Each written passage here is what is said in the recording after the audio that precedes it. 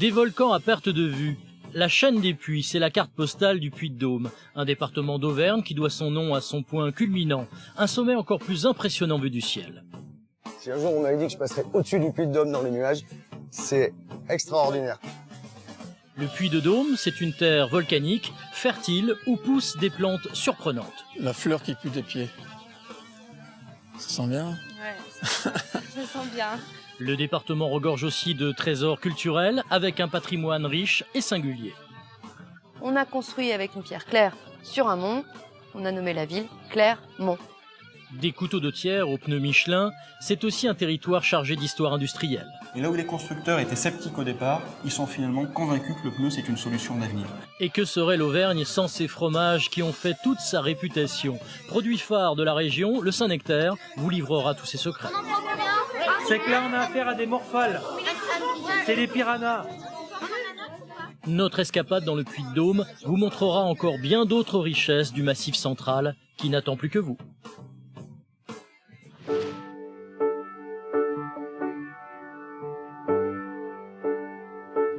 Pour commencer notre voyage, nous allons naturellement tenter d'en savoir plus sur ces volcans qui ont donné à l'Auvergne ces paysages si caractéristiques. Direction Vulcania, un parc d'animation où nous avons rendez-vous avec Marion, une étudiante en tourisme. L'occasion pour elle de réviser ses classiques. Quand on est auvergnat, la majorité des voyages scolaires quand on est en école primaire, c'est monter du Puy-de-Dôme, monter au Puy de la Vache ou Vulcania. Donc c'est vrai qu'on n'est peut-être pas incollable, mais c'est vrai que peut-être comparé à d'autres personnes qui ne vivent pas en Auvergne ou près de la chaîne de la Limagne, c'est vrai qu'on a plus de connaissances entre guillemets. En tout cas, on a eu plus de rapports avec les volcans, que ce soit à l'école ou par rapport aux sorties scolaires ou aux sorties du week-end. Bonjour. Bonjour Marion. Eh bien, bienvenue à Vulcania. On Merci. va pouvoir découvrir les volcans, qui sont une des spécialités de l'Auvergne. François Dominique est vulcanologue. Autant dire que les géants de feu n'ont aucun secret pour lui. Il a parcouru la planète pour étudier les volcans du monde entier, mais c'est la chaîne des Puys d'Auvergne qui le fascine le plus. La chaîne des Puys est assez exceptionnelle, d'abord parce que des chaînes de volcans comme ça, dits monogéniques, ce sont des petits volcans, ils font 100, 200, 300 mètres de haut, c'est tout petit. En voir des familles comme ça rassemblées, ça n'arrive pas très souvent. C'est même quelque chose d'unique au monde, un alignement de 80 volcans sur seulement 40 km de long et 4 de large. En plus, c'est un vrai showroom du volcanisme. Plusieurs types de volcans s'y côtoient. D'abord, ce qu'on appelle les cônes stromboliens, avec un cratère en général au sommet. C'est simplement le magma qui arrive par une fissure, ce qu'on appelle la cheminée, et puis qui est projeté dans l'atmosphère et qui retombe à proximité pour bâtir un cône progressivement. Il grandit semaine après semaine et puis ça donne une montagne comme ça. Cela concerne la plupart des volcans d'Auvergne, les autres sont moins classiques. Il n'y a pas de cratère au sommet. D'accord. Et ça, c'est en fait ce qu'on appelle un dôme, c'est-à-dire une accumulation de lave très visqueuse au-dessus de la cheminée, qui fait comme une sorte de grosse miche de pain. Comme c'est très visqueux, ça ne coule pas et ça fait cette grosse boule qui finit par se refroidir et donner cette forme arrondie comme ça. cette forme de crâne un petit peu chauve. Même s'il n'est pas vraiment chauve, le Puy-de-Dôme fait partie de cette deuxième catégorie. Mais au fait, que se passerait-il si ces montagnes endormies se réveillaient ? Ce serait probablement pas très dangereux, puisque les volcans d'Auvergne ont été des volcans relativement calmes. Il ne fallait pas être en dessous, évidemment. Mais il y aurait probablement un nouveau cône qui se formerait et qui, par accumulation progressive de scories, formerait un nouveau volcan à côté des 90 qui existent aujourd'hui. C'est comme ça que ça se produira, très probablement, si jamais il y a un réveil. Et du coup, ils ne sont pas surveillés quotidiennement. Alors, ils ne sont pas surveillés quotidiennement, parce que la dernière éruption date de 6500 ans environ. Donc, il n'y a pas besoin. Donc on ne va pas attendre encore peut-être des Désespérément. milliers d'années, payer des gens à attendre quelque chose qui n'arrive jamais. Mais ça peut arriver. Et si l'envie vous vient, petits ou grands, de vibrer au cœur d'un volcan, courez à Vulcania. Les montagnes de feu vous y dévoileront tout leur mystère.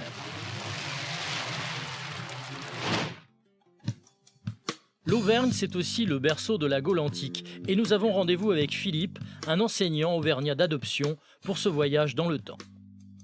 Il nous emmène découvrir un site qui a marqué l'histoire de France il y a plus de 2000 ans, à l'époque de Jules César et Vercingétorix. Bonjour, bienvenue à Gergovie. Gergovie, c'est d'abord un belvédère naturel, un plateau de 96 hectares à 740 mètres d'altitude. Autour, un panorama de 360 degrés, stratégique pour y établir une ville.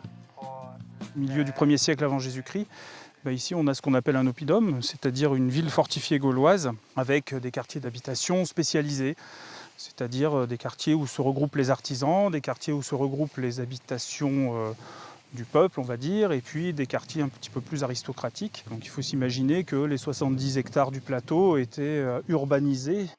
Les habitants qui vivaient ici étaient les Arvernes, un peuple gaulois très puissant qui a légué son nom à la région. De ce peuple, en fait, que vient le nom Auvergne, le mot Auvergne, qui qualifie la région. En fait, les Arvernes, leur foyer originel, c'est le Cantal et le Puy-de-Dôme à peu près. Les Arvennes sont donc en quelque sorte les ancêtres des Auvergnats. Et bien avant la création de Clermont, c'était Gergovie, la capitale de la région. Difficile de l'imaginer aujourd'hui. Les Gaulois construisent leurs maisons avec du bois, avec du torchis, du chaume pour les toitures, donc que des matériaux périssables et donc évidemment des maisons peut-être assez modestes. Et c'est la raison pour laquelle il n'y a plus rien. Et c'est la raison pour laquelle aujourd'hui il y a très peu de vestiges. À part quelques morceaux de céramique, il ne reste que ces quelques pierres. C'est une partie du mur d'enceinte qui protégeait la ville. Il faut imaginer qu'il faisait 1500 mètres de long et plus de 2 mètres de haut. Dans la fortification gauloise, il n'y a pas simplement le mur. Le mur, finalement, c'est qu'une des parties de la fortification, mais que la terrasse que l'on voit en contrebas fait partie intégrante de la fortification, puisque les assaillants doivent d'abord accéder à la terrasse, et quand ils sont sur la terrasse, ils sont extrêmement exposés aux défenseurs. Voilà. Et après, il leur reste encore quelques mètres à franchir pour... Donc on les voit venir. On les voit venir, exactement. Et Jules César, du fond de sa tombe, doit s'en souvenir. Le grand empereur romain a subi ici une cuisante défaite. Nous sommes en 52 avant Jésus-Christ, en pleine conquête romaine. Les Gaulois, sous la conduite de Vercingétorix, résistent à l'envahisseur et repoussent l'assaut des légionnaires. César raconte que les femmes gauloises ici, pour ralentir l'avancée des légionnaires, se dénudaient, leur jetaient leurs vêtements, se jetaient à leurs pieds pour les retarder. Et c'est ce qui a permis aux défenseurs de revenir à temps pour les chasser. Quelques mois après Gergovie, Jules César tient sa revanche à Alésia. Vercingétorix rend les armes. Désormais, la Gaule sera sous administration romaine durant 500 ans. Le chef gaulois restera pendant longtemps une figure oubliée. Ce n'est qu'à la fin du XIXe siècle, quand la France se cherchait un héros national, qu'il retrouvera ses lettres de noblesse. Mais au fait, qui était Vercingétorix ? La seule chose qu'on peut dire avec certitude, c'est qu'il ne ressemble certainement pas aux images chevelues et moustachues qu'on peut en voir un peu partout et qui datent du XIXe siècle en fait. Et aujourd'hui, on envisage plutôt très proche des sénateurs romains par exemple. Donc, des gens avec les cheveux courts, rasés de près, certainement. Voilà, donc quelque chose de très éloigné de ce qu'on se représente d'habitude. Vous avez bien entendu, Vercingétorix ne ressemblait donc pas à Astérix et Obélix. Il était plus sérieux et certainement beaucoup moins drôle. Plus récemment, si on parle de l'Auvergne, on pense aux usines Michelin. Ce fleuron de l'industrie française est né ici à Clermont-Ferrand. Et nous allons en savoir plus avec Sébastien, un Clermontois toujours perché sur son drôle d'engin, un gyropode. Michelin est présent dans toute la ville en fait. Il est acteur économique de toute la région. C'est l'incontournable, c'est l'entreprise qui fait vivre depuis bien longtemps toute l'Auvergne en fait. Et aujourd'hui, Michelin a même son stade et son musée. C'est dire son influence. Bonjour Stéphane. Bonjour Sébastien. Sébastien. Ah, superbe. Je suis content d'être devant le plus grand pneu du monde, mais vous allez nous en dire plein de choses. On va apprendre plein de choses avec vous. Bienvenue à l'aventure Michelin. Cette aventure commence à la fin du 19e siècle. Les frères Michelin reprennent l'entreprise familiale de caoutchouc implantée à Clermont. Le pneu, ils n'en ont alors jamais entendu parler. C'est presque par hasard qu'ils vont le découvrir. Le pneu, c'est une invention anglaise qui date de 1888. Et l'histoire raconte qu'à l'été 1890, un cycliste en vacances dans la région de Clermont a son vélo qui est équipé avec des pneus, mais il a crevé. et il cherche à faire réparer son pneu. Et c'est comme ça qu'il vient chez Michelin. Édouard Michelin le reçoit. Il regarde le vélo de façon un petit peu interloquée. Il n'a jamais vu de pneu. Et donc, il cherche à réparer ce pneumatique. Alors, c'est compliqué parce que comme le pneu est collé sur la roue, il faut commencer par le décoller, trouver la crevaison, réparer, recoller le pneu. Ça prend 3 heures. Ils attendent ensuite toute la nuit que la colle est séchée. Et Édouard Michelin, il revient quand même avec 2 conclusions de cette petite anecdote. Il n'a jamais roulé sur quelque chose d'aussi confortable. En revanche, c'est très long et très compliqué à réparer, donc il faut trouver une solution pour que ce soit plus simple. Et cette solution, c'est le pneu démontable. Les frères Michelin le mettent au point quelques mois plus tard. Et c'est le champion de cyclisme de l'époque, Charles Théron, qui l'utilise pour la première fois. Il remporte même une course avec. Pour Michelin, c'est le début du succès. Tout de suite après le vélo, les frères Michelin se demandent s'il serait possible d'équiper les voitures. Alors à cette époque-là, on est en 1895, on est vraiment tout à fait au début de l'automobile, et les constructeurs n'y croient pas trop. Et donc du coup, ils vont construire eux-mêmes leur propre voiture, ici à Clermont. Et lorsqu'ils vont avoir quelque chose qui donne à peu près satisfaction, ils vont avoir l'idée de l'engager dans une compétition, la première course automobile du monde. Et là où les constructeurs étaient sceptiques au départ, ils sont finalement convaincus que le pneu, c'est une solution d'avenir. Et ils ne se sont pas trompés. En 1907, 40 000 voitures circulent sur les routes de France. Et comme tout ce qui est bon pour l'auto est bon pour le pneu, les frères Michelin vont inventer un tas d'outils pour faciliter les déplacements. Pour la première fois, on fait des cartes routières, une carte dédiée aux automobilistes, où on va privilégier l'information claire sur les routes. Et surtout, on va mettre sur la carte le numéro des routes, nationale 9, nationale 7. Et dans la foulée, pour que cette indication-là soit utile, Michelin a l'idée aussi de fabriquer des panneaux de signalisation qui vont placer sur le terrain de façon à ce que l'automobiliste puisse faire le lien constant entre la carte Michelin et les panneaux de signalisation qu'il va trouver le long de sa route. C'est donc aussi aux frères Michelin que l'on doit la signalisation des routes. Mais pas seulement. Ils se sont également attaqués au rail avec la célèbre Micheline, la première locomotive sur pneus. Les frères Michelin sont aussi des pionniers dans le domaine de l'aviation. Ils vont s'y intéresser dès le début du XXe siècle. Et cerise sur le gâteau, pour pouvoir tester et améliorer ces avions, Michelin va être à l'origine de la première piste en dur d'un aéroport au monde. Et vous avez ici un fragment authentique de cette première piste en béton qui a été faite en janvier 1916. Et c'était ici, à Clermont-Ferrand. Depuis toujours, Michelin a marqué de son empreinte la ville et surtout la vie des employés. On était Michelin du berceau à la tombe. Logement, école, sport, tout était made in Michelin jusqu'aux premières brasses. Ah bah moi j'ai appris à nager dans cette piscine qu'on voit ici en photo, effectivement. C'était à quelques mètres de mon domicile et de l'école. Et c'est des super souvenirs. Une fois de plus, des super souvenirs de la ville de Clermont. Et il n'y a pas que moi qui ai appris à nager là, je vous le promets. Bibendum peut le confirmer. Il en a vu des générations de Clermontois barboter dans l'eau. Alors, le personnage Bibendum, il est né en 1898. Et le slogan de Michelin à l'époque, c'était le pneu boit l'obstacle. Et un jour, Édouard Michelin voit une pile de pneus qui décore un de leurs stands à une exposition universelle. Et il dit à son frère André, cette pile de pneus, avec des bras et des jambes, ça me fait penser à un bonhomme. Et quelques temps après, André reçoit chez lui un affichiste. Son attention est retenue par un projet d'affiche qui avait été refusé pour une marque de bière et qui disait « Nunc est Bibendum » et qui représentait un buveur de bière avec une chope à la main. Et André Michelin fait un rapprochement entre cette phrase « Nunc est Bibendum » qui veut dire en latin « c'est le moment de boire » et son slogan « Le pneu boit l'obstacle ». Et il a l'idée de remplacer le bonhomme avec sa chope de bière par le bonhomme fait en pneu qu'avait imaginé son frère Édouard à l'exposition universelle. Il garde la phrase en latin, Nunc est Bibendum, et c'est comme ça que ce personnage a pris le surnom de Bibendum. Et très vite, le terme Bibendum entre dans le langage courant. Il part sur les routes, fait la tournée des plages, joue aux cartes. 100 ans après sa naissance, il va même aller dans l'espace. Là, on a quelque chose qui est assez symbolique, puisque le savoir-faire de Michelin va même s'exporter sur la Lune, puisque Michelin a été sélectionné par la NASA pour équiper son futur véhicule d'exploration lunaire. Et voilà une roue qui est faite entièrement avec des matériaux composites et qui est finalement assez symbolique de l'esprit visionnaire qui a toujours animé Michelin tout au long de son histoire et bien sûr continue pour l'avenir.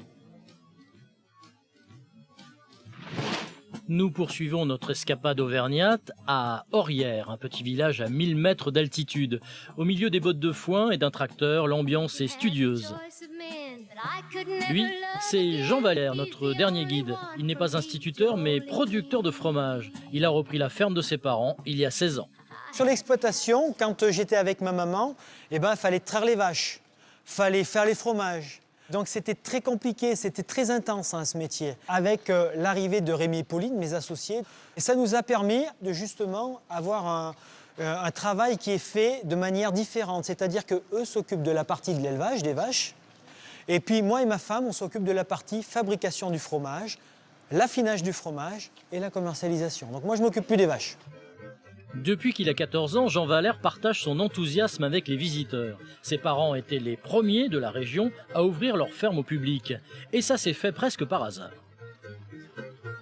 Ce qui m'a fait le déclic, c'est qu'on a eu 7 visiteurs qu'un restaurateur nous avait envoyés. Et donc après cette visite, ce qui m'a vraiment surpris, c'est que quand ils sont partis, on avait déjà des fromages qu'on utilisait en autoconsommation pour nous-mêmes. Et ils se sont rués dessus et ils ont demandé combien ça coûtait pour l'acheter. Et là, ça a été le déclenchement. Ça voulait dire qu'on était capable de vendre nos produits sur la ferme et vraiment de travailler en circuit court. Des paysans qui ouvrent leur ferme au public. Il y a 30 ans, c'était quelque chose de complètement novateur. Donc vous ne faites pas trop de bruit, parce qu'il y a un tout petit bébé qui est né dimanche dernier. Donc on évite de lui faire peur et vous pourrez le toucher si vous êtes sage. Allez, allez-y, rentrez. Alors, si vous voulez, vous pouvez caresser le petit veau qui est devant vous. Donc, j'ai dit tout à l'heure qu'il était né à quelle époque? Dimanche, donc il a quel âge? 4 jours. Alors, celui-ci, malheureusement, c'est pas un veau que l'on va garder. Donc, il n'a pas de nom. Il va servir à faire des steaks. C'est comme ça. Moi, je les mangerai pour assister. Et oui, même si l'ambiance est bucolique, visiter une ferme, c'est aussi parfois être confronté à de dures réalités. Mais ici, les bêtes qui passent à la casserole sont rares. Le cœur de l'activité de l'exploitation, c'est la production de fromage. Alors, mieux vaut garder quelques vaches. Combien est-ce que j'ai de vaches? 34 vaches laitières. Et combien on a de races? Eh bien, on en a 2, je ne vous l'ai pas dit ça. Vous avez la race Montbéliarde et Abondance. Donc la Montbéliarde, elles ont la tête blanche. Et les Abondances, elles ont des lunettes autour des yeux. Les vaches de l'exploitation, Jean Valère les appelle les salariés. Elles sont élevées avec une philosophie toute particulière, le bien-être animal. Chaque année, on va faire des activités qui vont leur donner du plaisir, comme cette année, c'est la climatisation pour vaches. Donc voilà, l'année prochaine, il y aura des brumisateurs quand elles iront à la salle de traite. Elles seront beaucoup plus calmes, donc comme ça, elles donneront encore plus de lait. Et alors, ces salariés chouchoutés, sont-elles plus productives? Écoutez, la différence, ça se chiffre, puisque c'est à peu près 4000 litres de lait par vache et par an avant le bien-être animal. Et puis aujourd'hui, on est à peu près à 6000 litres de lait par vache et par an. Donc les vaches, elles ont fait un bond en avant, elles produisent plus grâce à ce bien-être animal. Donc pour nous, c'est positif. Et pour les gourmands aussi, car plus de lait signifie plus de fromage. On en prend combien? C'est que là, on a affaire à des morphales. C'est des piranhas. Ceci n'est qu'une mise en bouche, nous retrouverons Jean Valère un peu plus tard. Il nous dévoilera tous les secrets de fabrication de son Saint-Nectaire. En attendant, nous retournons à Clermont-Ferrand où Marion va nous faire découvrir une autre douceur de la région. Donc là, on va aller voir un produit qui est typiquement de chez nous, c'est la pâte de fruits. Jaune, rouge, orange, ce délice sucré fait partie du patrimoine gastronomique de la région. Impensable de passer dans le coin sans y goûter. Bonjour! L'Auvergne et les pâtes de fruits, c'est une longue histoire. 500 ans que cela dure. Et c'est lui, Martial, qui va nous en dévoiler tous les secrets. Avant toute chose, pour faire une bonne pâte de fruits, il nous faut des fruits. En l'occurrence, c'est la pleine saison des fraises là. Et surtout, on prend des fruits sains. Des fruits, l'Auvergne n'en manque pas. À l'origine, c'est parce que la région était gorgée de vergers que la pâte de fruits s'y est développée. Le but de la pâte de fruits à la base, c'était de pouvoir conserver les fruits tout l'hiver. D'accord. On transformait les fruits quand ils étaient à pleine maturité pour pouvoir se permettre de vendre la production sur toute l'année et un peu partout en France. Et après, à partir du 19e, il y a eu une expansion de la confiserie en Auvergne, et principalement de la pâte de fruits, grâce à la création de la sucrerie de Bourdon par le duc de Morny. D'accord. Cette sucrerie aux portes de Clermont fournit en sucre tous les confiseurs de la région.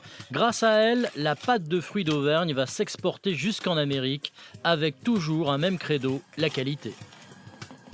Des fois, vous utilisez des arômes, des choses comme ça? Nous, personnellement, on n'utilise pas d'arôme, mais c'est vrai que sur de la pâte de fruits, on va dire industrielle, souvent c'est de la pâte de pomme, parce que ça coûte beaucoup moins cher de Ah, et ils faire de la mettent pomme. après les arômes Et après, il y a les fraises. arômes qui viennent s'additionner. C'est donc ça le secret des pâtes de fruits d'Auvergne, que de la pulpe de fruits. Donc là, on va incorporer un petit peu de sucre. Donc c'est du sucre cristal, hein, parce que c'est le sucre le plus pur. Donc qui vient de la sucrerie de Bourdon, avec un petit peu de pectine. La pectine, c'est le blanc des pépins de pomme. D'accord. Voilà. Et ça apporte quoi, ça? Donc ça va apporter la gélification du fruit. On va contrôler la cuisson grâce au réfractomètre. Le réfractomètre, c'est ce petit outil qui permet de vérifier le taux d'humidité de la matière. Il y a 80 et quelques, Ouais, non? voilà. On a 80, 80. Donc là, on est bon. La cuisson est bonne, la consistance est parfaite, la pâte de fruits va pouvoir bien se gélifier. On laisse refroidir à température ambiante. Et là, on va laisser la prise entre 15 et 30 heures. D'accord. Donc après 15 heures, On arrive à ce résultat-là. donc on arrive à ce résultat-là. 2 kg d'œufs de fraises transformés en 4 kg de pâte de fruits. Reste à les mettre en forme, et là, Marion met la main à la pâte. Ah, on la prend vite, hein. Ah bah, je le dis souvent. Donc là, après, on va se servir d'une guitare, ça s'appelle. Coupé. Pour couper, tout simplement parce que...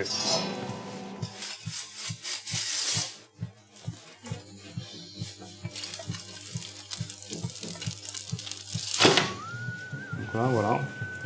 Martial fabrique en moyenne 16 kg de pâte de fruits par semaine qu'il vend dans son salon de thé et sur les marchés. C'est par gourmandise tout simplement qu'il a voulu devenir confiseur. Dans la région, ils ne sont qu'une dizaine. Je suis fier de détenir ce savoir, je suis aussi fier de le transmettre, hein. On a des apprentis aussi. Pouvoir transmettre de génération en génération le métier de confiseur, c'est très important. Parce que sinon, c'est un savoir-faire qui va se perdre. Et ce serait bien dommage. Que du bonheur. C'est bien de chez nous. C'est bien de chez nous. En plein cœur du parc des volcans d'Auvergne, nous retrouvons Philippe. Il participe à une journée de découverte de la flore sauvage organisée par Guy, un botaniste. C'est vraiment une très belle vallée. On est à 1100 mètres le fond de la vallée. Le sol volcanique est réputé pour être très riche. Il y a beaucoup d'éléments minéraux. Et puis il y a des plantes très, très rares dans le massif. Vous l'avez compris, la région n'est pas que le paradis des vulcanologues, c'est aussi un jardin rêvé pour les botanistes et amateurs de cueillette. On l'appelle l'ortie royale, c'est le Galéopsis. On peut le goûter, ça? Comme ça, c'est assez fort. Ça se fait plutôt cuire. Ça va? Ouais, ça se mange. T'aimes bien? Galéopsis. Tétraïde. L'ortie royale. Ortie royale, c'est quand même la famille des orties. Son nom orties. commun. C'est pas la famille de l'ortie, mais... Pas facile pour un néophyte de s'y retrouver. Philippe, les plantes, c'est pas vraiment son dada. Pourtant, c'est le coordinateur de Greenpeace en Auvergne. Mais n'allez pas faire de lui l'archétype du bobo écolo. Je suis un gars de la ville, moi. Donc, mes amis parfois se moquent de moi parce que je suis très écolo, très militant, défense de l'environnement. Et je vais très peu à la campagne, je fais pas beaucoup de balades. Donc là, c'est vrai qu'aujourd'hui, c'est un peu un retour à la nature. Une nature que Philippe compte bien apprivoiser. Avec ses camarades de Greenpeace, il apprend à identifier les plantes et fleurs comestibles. Le but, les récolter, les cuisiner et les transformer en festin. Prenez juste la pointe, en haut, vous la roulez en boule, et vous piquez pas. Là, je peux y aller. C'est bon, tu peux y aller. Et elle me montre sur le site des logiques de l'Arctique. Ah ouais, et en plus, c'est Et bon. là, c'est plein de vitamines, de minéraux, Qui passe à... qu'on perd pas à la c'est- cuisson. Ouais, c'est bon. Guy a le savoir d'un druide. Là où nous ne voyons que des fleurs des champs et mauvaises herbes, il repère en un clin d'œil un vrai garde-manger. Je dis que c'est la salade de la hêtraie. Ça s'appelle la prénante pourpre. Dans les forêts de hêtres, en cette saison, on peut trouver une salade très facile à récolter et qui remplit vite le saladier. Les plantes, pour Guy, c'est presque une vocation. Une passion, en tout cas, dont il a fait son métier. Aujourd'hui, c'est un botaniste reconnu. Oh, ma formation de base, C'est appris sur le tas ou sur le tas beaucoup. Après, j'ai suivi des groupes de botanistes qui ne connaissaient pas forcément les usages, mais qui savaient déterminer les plantes. Donc, c'est la première chose à savoir, déjà. Ouais. Pas se tromper. Ne pas se tromper et être sûr de son coup. En matière de cueillette, mieux vaut ne pas improviser. Est-ce qu'il y a des choses qu'on ne peut pas cueillir? Ah bah, il y a des plantes toxiques. On a vu le vérâtre, par exemple, qui ressemble à la gentiane. Il ne faudrait pas s'amuser à le cueillir. D'ailleurs, il y a une plante qui est très toxique dans la famille des ranunculacées, c'est l'aconite. Il faut 3 mg pour mourir. D'accord. C'est vraiment très peu. En principe, ça se passe bien. Hein. Si on cueille déjà l'ortie qui est facile on à peut cueillir, rester sur les trucs de base. le pissenlit que tout le monde connaît. Voilà, la pensée, c'est facile. Voilà. Premier conseil donc, assurer les classiques et ne pas se laisser rebuter par certaines odeurs. La fleur qui pue des pieds. Ça. Hein? Ça sent bien? Ouais, ça sent bien. Par contre, c'est pas la fleur qu'on va cueillir, bien sûr. Ça va être les feuilles de cette plante. Et il faut en cueillir beaucoup. Ce sera le plat principal du pique-nique. C'est la bouine avec de la renouée bistorte et des pommes de terre. Une fois bien écrasée, c'est une purée verte en fait, c'est comme une purée. Et en entrée, des galettes d'ortie aux flocons d'avoine. Ce que j'aime bien, c'est de faire découvrir aux autres aussi tout le potentiel qu'ils ont autour de chez eux. Et quel potentiel! Auriez-vous imaginé par exemple qu'un bouquet de fleurs ait sa place dans votre assiette? Donc qu'est-ce qu'on a dans cette salade? On a la prénante pourpre, de l'orpin reprise, des pensées sauvages, de violette d'Auvergne, un peu de marguerite. Et Guy ne nous dit pas tout. Je goûte. Très bon. C'est bon. Ruminant, herbivore, non, opportuniste alimentaire. C'est ainsi que Guy se définit. Il prend ce que la nature lui offre à portée de main.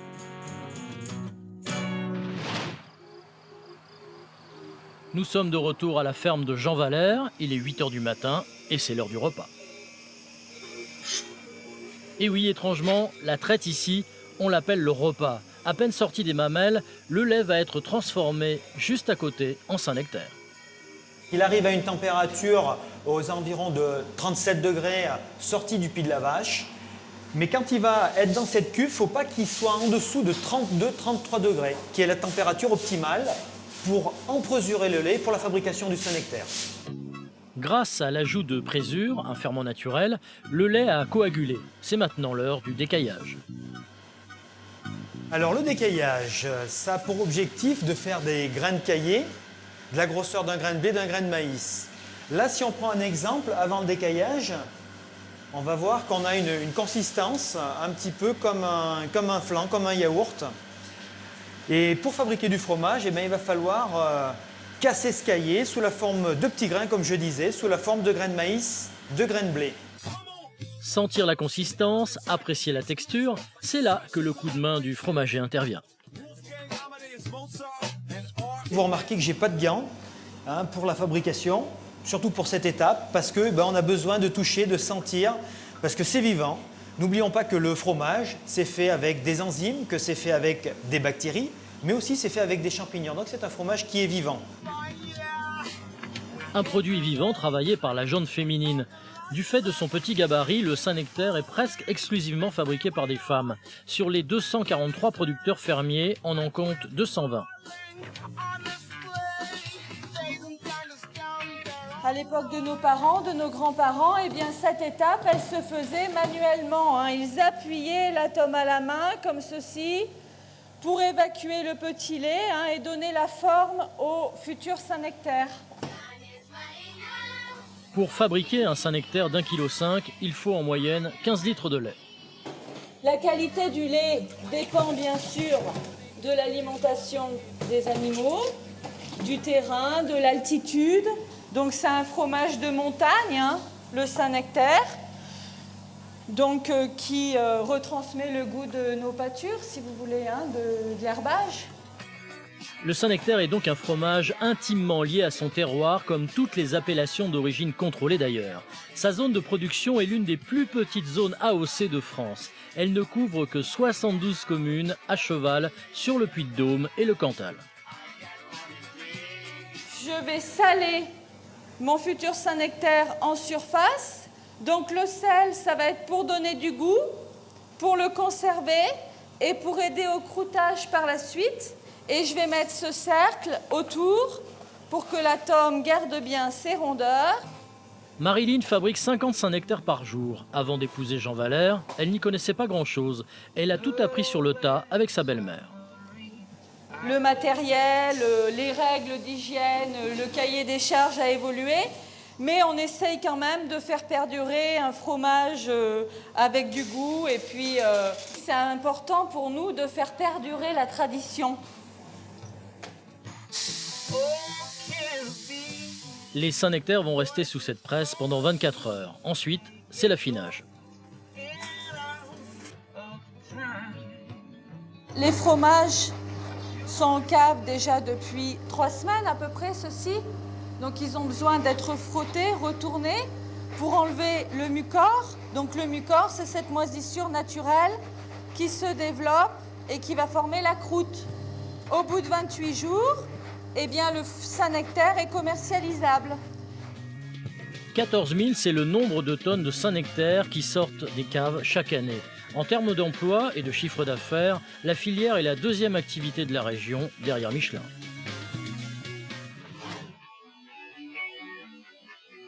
Toujours sur les chapeaux de roue, Sébastien nous emmène à la découverte d'un monument qui dénote dans le paysage clermontois.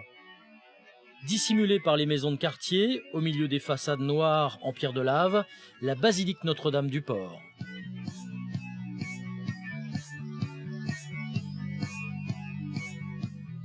On a du mal à croire que l'on est en plein Clermont. Bonjour Adeline. Salut Sébastien. Ben ça y est, on y est. Notre-Dame du Port, à l'extérieur. Exactement, côté est avec une super belle vue sur le chevet de Notre-Dame du Port. Cette basilique fait partie des 5 églises dites majeures d'Auvergne. Construite au XIIe siècle, c'est un joyau de l'art roman auvergnat. La particularité, comme tu peux le voir, ce sont ces décors géométriques de différentes couleurs qui peuvent paraître peints comme ça quand on regarde rapidement. Mais on va voir qu'en fait ce sont des éléments de pierre taillés de manière à faire le mur et le motif à la fois. Vous verrez ce type de décor sur beaucoup d'édifices de la région. Ce qui est plus surprenant, c'est cette couleur blanche au milieu d'une ville où la pierre de lave noire domine. Avant le XIIIe siècle, c'est cette pierre claire, cette pierre blonde, l'arcose, qu'on utilisait pour construire. On a construit avec une pierre claire sur un mont, on a nommé la ville Clermont. Et cette pierre, elle a été remplacée petit à petit par la pierre de Volvic, gris foncé, à partir du XIIIe siècle. Notre-Dame du Port est donc un témoin du Clermont d'antan. Si vous êtes attentif, vous verrez qu'au blanc se mêlent quelques touches bleues. Alors ici, Sébastien, tu vois un portail roman du XIIe siècle. C'est le portail d'origine. Alors peut-être que les couleurs qu'on voit là tout de suite ne sont pas les couleurs médiévales, mais elles nous montrent bien que les églises au Moyen-Âge, elles étaient peintes. Elles étaient peintes dans des couleurs très vives. On n'avait pas la même notion des couleurs qu'on a aujourd'hui. Finalement, les couleurs qu'on voit sur les vitraux, on les retrouvait aussi sur les murs. 10 ans que Sébastien n'est pas entré dans la basilique. C'est un lieu qui lui est un peu particulier. Tout petit, je venais ici. J'ai eu la chance d'être enfant de chœur, mais à l'époque, elle n'avait pas ces couleurs. On ne lui avait pas redonné cette vie. Mais c'est des superbes souvenirs. J'ai même fait ma communion dans cette église. Donc c'est vrai que c'est un vrai souvenir de quartier. Grâce à son inscription au patrimoine mondial de l'UNESCO en 1998, la basilique a pu être entièrement rénovée. Si tu regardes bien là-haut, Sébastien, un petit peu à gauche, tu vas voir un rectangle noir. Ce rectangle noir, il a été laissé là par les restaurateurs pour montrer dans quel état ils ont trouvé ces belles peintures avant restauration. Les peintures du 19e siècle que l'on voit ici, dorées, colorées, très fines, étaient totalement recouvertes de fumée, de cierge. Les vitraux, eux aussi, ont retrouvé un coup d'éclat. Comme les peintures murales, ils ne sont pas d'origine. Au XIIe siècle, quand cette église a été construite, elle n'avait certainement pas ce type de vitraux-là. Les fenêtres, la plupart du temps, étaient fermées simplement de volets de bois, de parchemin huilé ou bien de vessies de porc tendues. Mais l'art du vitrail, lui, se développe vraiment avec l'art gothique dans la deuxième moitié du Moyen-Âge. Restons les yeux fixés vers les hauteurs. Notre-Dame du Port est réputée pour la finesse de ses décors au niveau des chapiteaux et la richesse de l'iconographie. En fait, chaque chapiteau raconte une histoire. Quand la plupart des fidèles étaient analphabètes, cela avait son importance. C'est comme un livre d'images pour les fidèles qui pouvaient de cette manière être habitués aux images des différents épisodes dont les prêtres parlaient pendant la messe. En plus de ces chapiteaux, la basilique abrite un autre trésor, cette petite statue. Elle représente la Vierge Marie donnant le sein à l'enfant Jésus.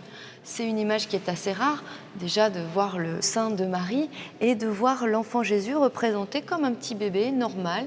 Les sculpteurs veulent donner une image différente, l'Église aussi, pour nous dire finalement, il est un homme comme les autres et Marie est une mère comme les autres. Et donc, quand on prie, ils vont pouvoir comprendre nos souffrances, nos difficultés d'humains, puisque eux étaient humains aussi. Adeline pourrait nous parler pendant des heures de Notre-Dame-du-Pont. Sébastien passerait des heures à boire ses paroles, mais il est temps de partir. Direction la halle Saint-Joseph, à quelques kilomètres de là. Ici, le vendredi matin, c'est toujours la même ambiance. Ça grouille, ça papote, ça se régale. Au milieu des badauds, on retrouve Jean Valère, notre agriculteur. Qu'est-ce qu'il vous aurait fallu comme quantité? Un quart, il n'y a pas de souci, madame. En plus du magasin à la ferme, il vend ici ses fromages 2 fois par semaine. On se trouve dans un marché de producteurs fermiers d'une association qui s'appelle La Jonquille, qui existe depuis maintenant environ 22 ans, ici sur place, où on retrouve que des producteurs, que des paysans. Et on y trouve de quoi largement remplir son panier. S'il n'y avait qu'un seul marché à découvrir sur Clermont, ça serait celui-ci. D'année en année, sa fréquentation ne cesse d'augmenter. Ici, je ne pense pas qu'il y ait d'autres lieux, à ma connaissance, où on peut voir des producteurs fermiers qui viennent vendre eux-mêmes leurs produits. C'est vraiment le circuit court qui est mis en avant. Et ça n'existe pas. Il y a d'autres marchés, mais malheureusement, on ne retrouve pas cette philosophie. C'est du producteur au consommateur. Il n'y a pas d'intermédiaire. Une garantie donc pour les consommateurs de trouver des produits de saison, de qualité, moins chers qu'en grande surface. Les producteurs ont le plaisir de vendre eux-mêmes le fruit de leur travail dans un esprit convivial et solidaire. Je suis un homme à bise. Bonjour, vas-tu bien? Ça va et toi? Bonjour, tu vas bien? Ça va Eric? Très bien, merci. La forme? Bonjour. Que je viens de te biser. Comment ça va? Elle, c'est Paula. On ne dirait pas, mais c'est la doyenne du marché. Elle y vend avec chaleur ses légumes depuis 22 ans. Un personnage haut en couleur. Ça fait longtemps, hein. J'ai fait ma fille au marché. Je l'ai fabriqué ici dans cette marché. Ah bon? Ah oui, tout à fait. Hein. Mais il n'y avait personne. Hein. On a laissé tout le monde partir, on a fermé et voilà. On vous avait prévenu, Jean Valère, lui, n'est pas né dans un chou, mais presque. Il fait les marchés depuis tout petit. Il y accompagnait sa mère, une vraie école de vie. C'était pendant les vacances que je venais au marché. J'étais très timide. À l'école, on disait que j'étais timide maladif. Et puis, je pense que ça a été une bonne thérapie, puisque en allant sur les marchés, ça m'a permis justement de m'ouvrir aux autres. Et maintenant, c'est une drogue. Si on n'aime pas les clients, si on n'aime pas leur dire bonjour, leur faire un petit sourire, leur dire merci et au revoir, je ne pense pas qu'on est capable de faire ce métier. Donc vraiment, on est très complet. Il est très bon, très bon. Allez Ludo, écoute, bonjour chez toi. Écoute, bonnes vacances alors. On va essayer, on va se forcer, on va faire pour le mieux. Nous retrouvons à présent Marion, notre étudiante, pour une visite rafraîchissante. Donc on va aller voir une brasserie bio qui a été montée par 2 jeunes et ça vaut vraiment le coup. Donc on est parti. Cette brasserie artisanale ouverte au public est une histoire de couple. C'est le projet commun d'Anne-Lise et de Jean-Baptiste, 2 grands amateurs de bière qui ont voulu créer il y a 1 an leur propre activité. Bonjour. Et bonjour. Marion. Anne-Lise, bienvenue dans la partie fabrique du plan B. Merci. Je voudrais voir un peu comment ça se passe, comment on fait la bière, parce que j'y connais absolument rien. Donc je pense que je suis au meilleur endroit pour... Mais tout à fait. Est-ce que tu as déjà une idée de ce qu'il faut comme matière première pour fabriquer la bière ou... Des céréales? Ouais. Mais c'est tout ce que je sais. Ok, c'est déjà pas mal, c'est un bon début. Les céréales, c'est l'ingrédient de base de la bière. Ce sont elles qui vont lui donner son goût et sa couleur. On utilise en grande partie des céréales qui ont été maltées, donc germées puis grillées plus ou moins fort, et donc qui ont des couleurs plus ou moins intenses et qui vont donner à la bière sa couleur plus ou moins foncée. Ça, c'est vraiment le malt d'orge le moins grillé. C'est celui qu'on utilise en plus grande proportion.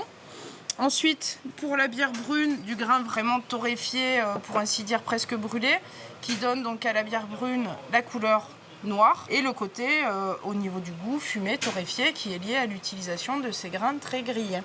Du malt d'orge, plus ou moins torréfié, c'est donc la principale composante de la bière, sauf pour une un peu à part. Dans la bière blanche, on utilise une grande proportion de malt de blé, qui n'a pas du tout la même structure que l'orge.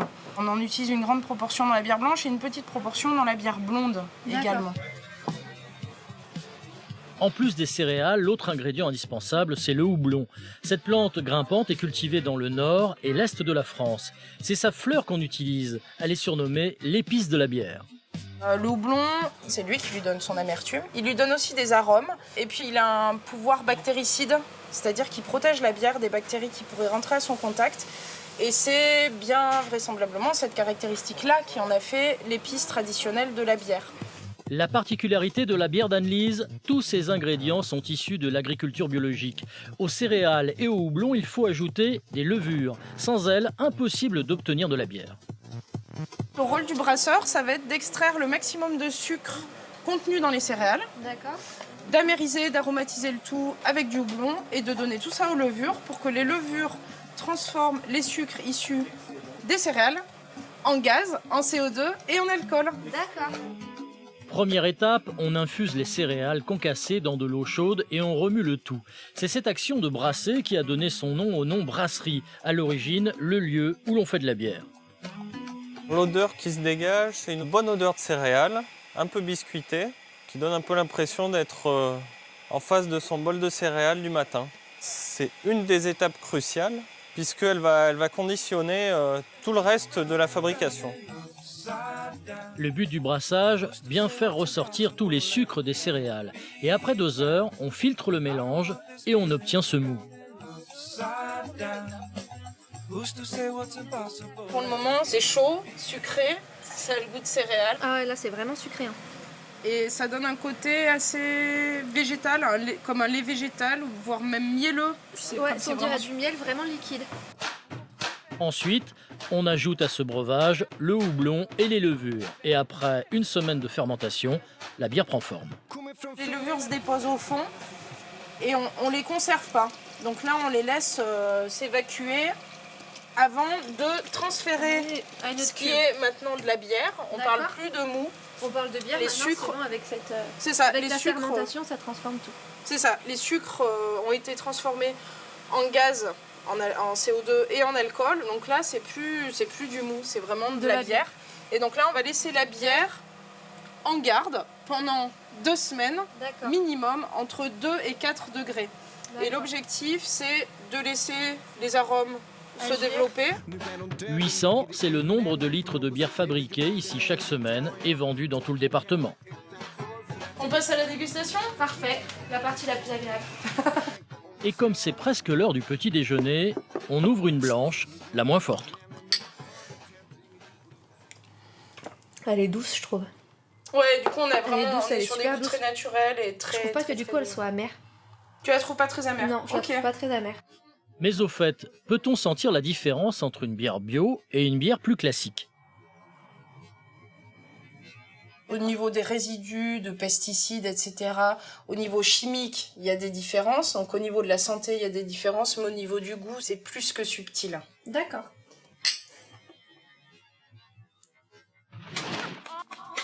Il est un autre produit dont les Puy-d'Aumois sont très fiers, les couteaux. Depuis plus de 600 ans, Thiers est la capitale de la coutellerie. Aujourd'hui encore, 70% des couteaux produits en France, avec une vedette, le Thiers.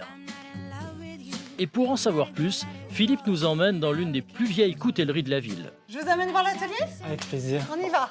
Claudine est l'héritière d'une coutellerie fondée en 1902 par son arrière-grand-père. Alors, le tiers, c'est une forme très particulière, avec une forme qui va faire un V, comme ça, vous voyez. On retrouve bien le V, comme ça, vers le manche. Tac. Et la lame monte un petit peu vers le haut. Donc, sur chaque lame, on a obligation de marquer le tiers par son fabricant. Et il y a un petit T qui symbolise le tiers. Donc, c'est une forme qui est déposée avec un cahier des charges qui est très strict. Et ça, c'est une garantie pour le consommateur que ce couteau est fabriqué dans le bassin Thiers Noir.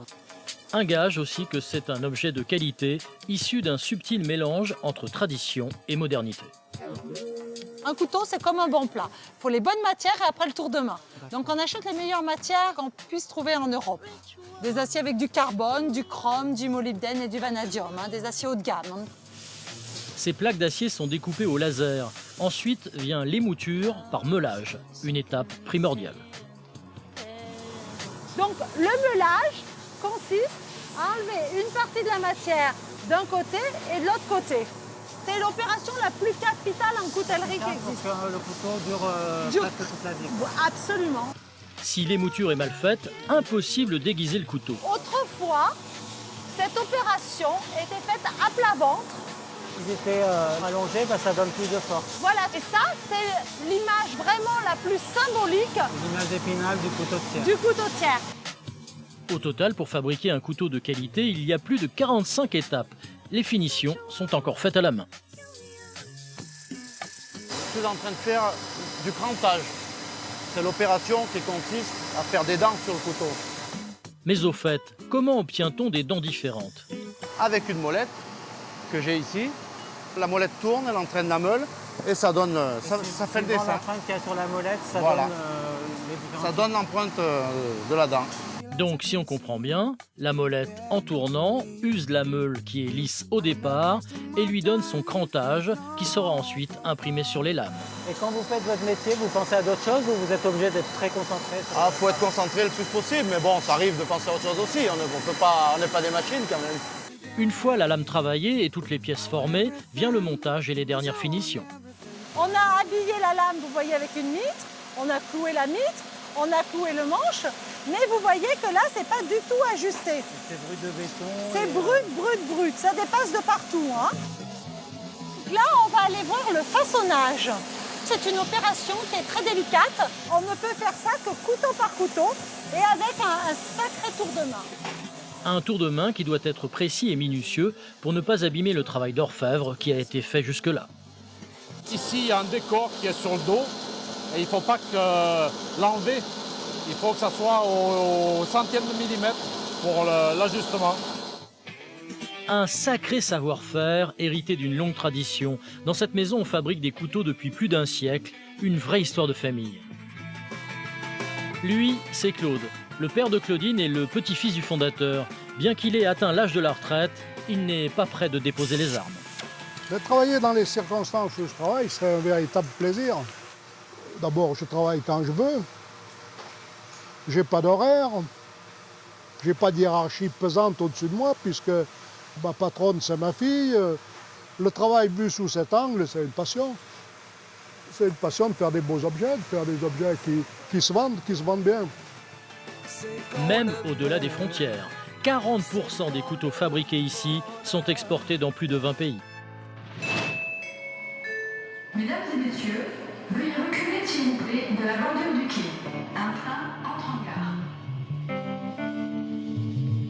Pour la dernière étape de notre voyage, prenons de la hauteur. Avec Sébastien, nous partons à l'assaut du géant du département, le Puy-de-Dôme, à plus de 1460 mètres d'altitude.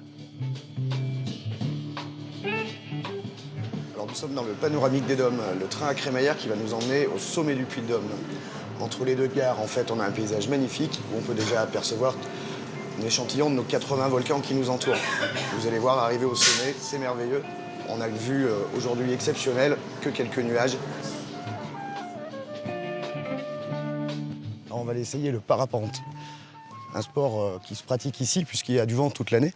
Alors, ou trop ou pas assez, certes, mais les plus gros clubs, les plus grands fans de parapente ont tous essayé le Puy-de-Dôme. Pour Sébastien, c'est une première, il va faire son baptême de l'air. Bonjour François. Bonjour Sébastien, bienvenue au sommet du Puy-de-Dôme. Vrai bonheur, le soleil est là. Parfait. François passe sa vie entre ciel et terre. Il vole partout en France et souvent à l'étranger. Mais son site préféré, c'est ici. Tous les aéronefs, du parapente jusqu'au Boeing, on décolle tous face au vent. 360 degrés autour du Puy-de-Dôme, toute direction de vent, on peut décoller sur toutes les faces du Puy-de-Dôme, quelle que soit l'orientation du vent.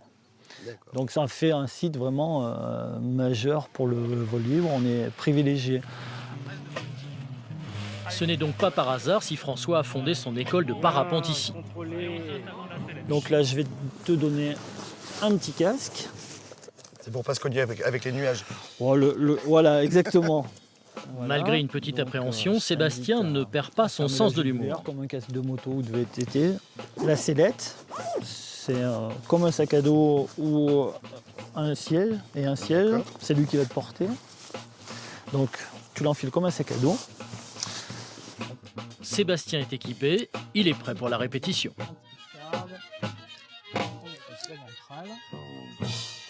Je vais te demander de faire un pas en douceur. On fait un pas en douceur, on fait attention de ne pas tomber. Attention, ça tire fort, on court en arrière. Allez, cours, cours, cours.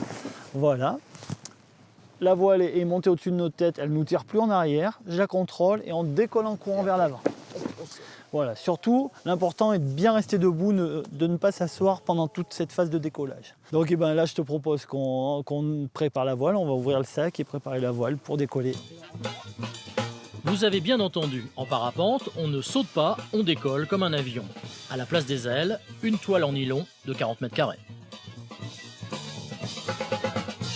C'est pas épais quand même. Hein. Voilà, c'est costaud. C'est pas épais, mais Sébastien, on pourrait en emmener 5 ou 6 sans problème. Bon, ça va alors. Bon. De toute façon, cette appréhension, elle est normale. Mais comme je dis souvent, cette petite boule au ventre que les gens ont quand ils viennent faire un baptême de l'air, elle s'envole en même temps que nous. Et après, c'est l'euphorie et la magie du vol. Alors, inquiet Sébastien? Finalement, je me dis que tous les collègues sont partis, ils sont tous là autour. Donc il n'y a pas de raison. Même si le parapente est une activité à risque, les accidents mortels sont rares. On en compte une dizaine par an pour un sport pratiqué régulièrement par plus de 30 000 personnes. C'est tout bon. Je vais te demander de regarder toujours un petit peu vers le pont. Quand je te dirai d'avancer, tu avanceras vraiment très doux, un pas vers l'avant. Tout de suite, on fera cette course en arrière. Et après, on décollera en courant vers l'avant. D'accord. Allez, on avance et on recule vite. Comme à la répétition, Sébastien est bon élève. Il a bien retenu la leçon. Allez, on court, on court, on court. Et voilà. Décollage réussi. C'est parti, Sébastien. Waouh, génial. Tu peux t'installer. Être suspendu dans les airs, refuser la gravité, s'accrocher au moindre souffle, quel formidable sentiment de liberté.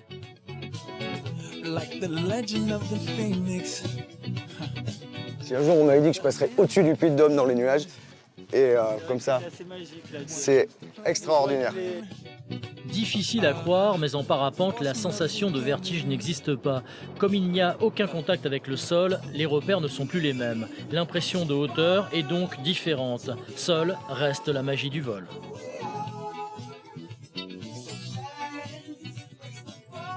Debout, tu restes bien debout. Debout, debout, debout, debout. Alors, pense-toi en avant. Doucement. Allez, on avance. On avance. Alors, après une demi-heure de vol, quel bilan? Ça va, Sébastien? Eh ben, ça va, c'est super. C'est comme ça. Oh, c'était génial. Ainsi s'achève notre découverte de la région d'Auvergne, la tête dans les nuages, les yeux émerveillés.